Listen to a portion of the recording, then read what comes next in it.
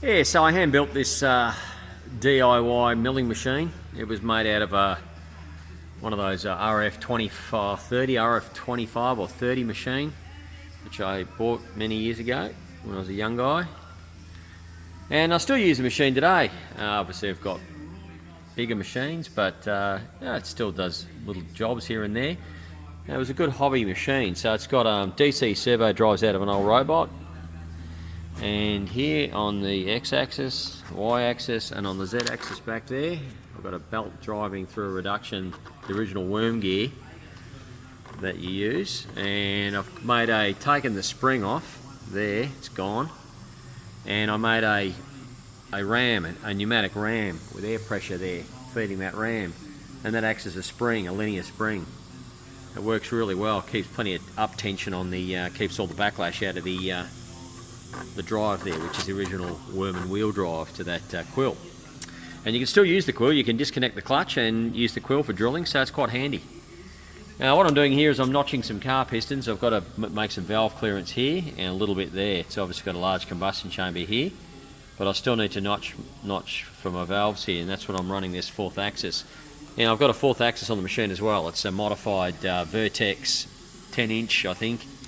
10 or 10 inch I think, rotary table. Used to have a handle here, and I put a closed loose stepper on it, which is a two-phase stepper motor I bought, and I put an AMT, is it a 102, AMT 102 encoder with, and that in that bit of heat shrink there is a line driver, and that goes all the way around to the control box, which is here. So I've got 4 axes there. And as I said, because we left the handles on and I'm running a redrive here through a step off, you can still use the handles. Obviously not now because the servo's alive.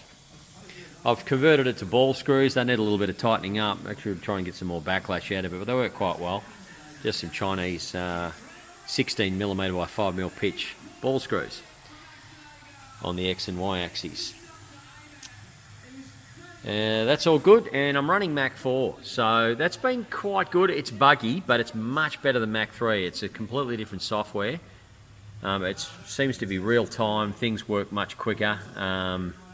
Just not a lot of support for it, and I'm no expert in Lua programming. I did get some advice, so I have improved it a bit. And it's working quite well, but it is a little bit buggy. But while it's working, you can work around the bugs. It's quite good, but I think it could be a lot better. But it's 100 times better than Mach 3 for real-time performance. It works. Anyway, so let's run the program. Put a little bit of cutting fluid on here. It's only a very short program, but it's quite good. Here we go. Hit my pinball button. Reset first.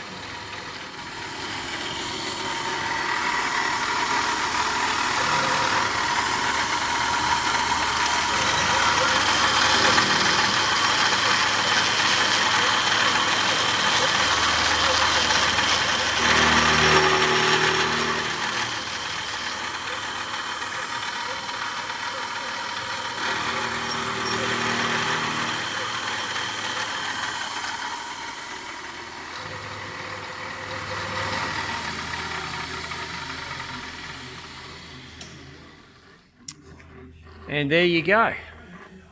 Job's done.